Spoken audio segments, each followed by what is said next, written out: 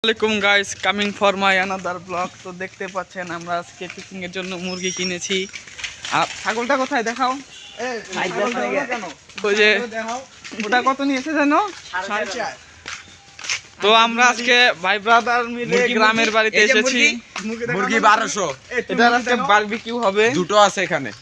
আর ওটাকে মাটন কষা বানানো হবে। এই ছাগলটাকে দেখতে পাচ্ছেন। তো আমরা এখন বাজার থেকে বাড়ির পথে রওনা হয়েছি।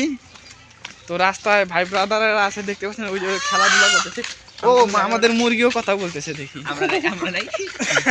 তো আমরা এখন সামনের দিকে চলতেছি। আমরা কই তোলা নাই। দেখতে পাচ্ছেন পিছে ছোট ভাইরা আছে।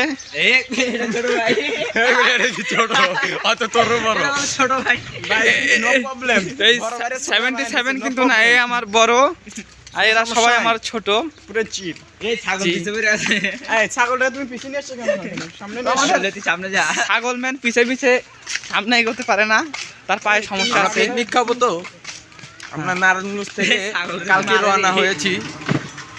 সাইডে খারাপ হয়েছে বত করা। দেশের নাম গো এটাই নাকি চলবো স্যার। জি, দেখতেই পাচ্ছেন এলাকা পুরো নীরব। পিছে ক্যামেরাতে দেখা টিকটক করে সব খেতখুত কাটা হয়েছে।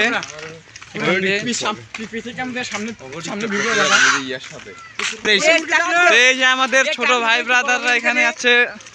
সাইকেল চালানোর স্টাইল দেখো। সাইকেল চালানোর স্টাইল। ওরা সাইকেল গ্রামের পোলাপান ছোট থাকতে অনেক কিছু শিখে যায়, যা আমরা শহরের লোকেরা পারি না। গ্রামের মাইয়ারাও সাইকেল চালায়। আমার পুরো টিমটা আপনারা দেখেন।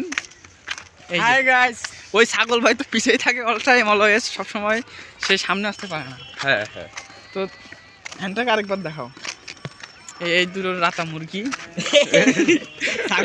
ছাগল, এই যে ছাগলটি। এই যে আমাদের এখানে একটা কুকুর আছে। ওটার কি এখন আমরা এই রাস্তা দিয়ে যাব ধরে। কুকুর চাপো। কুকুরটারে কি বিরিয়ানি পাকাবি?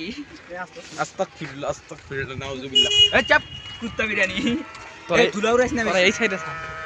তো দেখতেই পাচ্ছেন আমরা এখন যাচ্ছি বাড়ির দিকে। অনেক ধুলো। তো আমরা ওদিকটা থেকে ঘুরে এদিক থেকে এলাম। তো আজকের ব্লগ এই পর্যন্তই। আসসালামু আলাইকুম।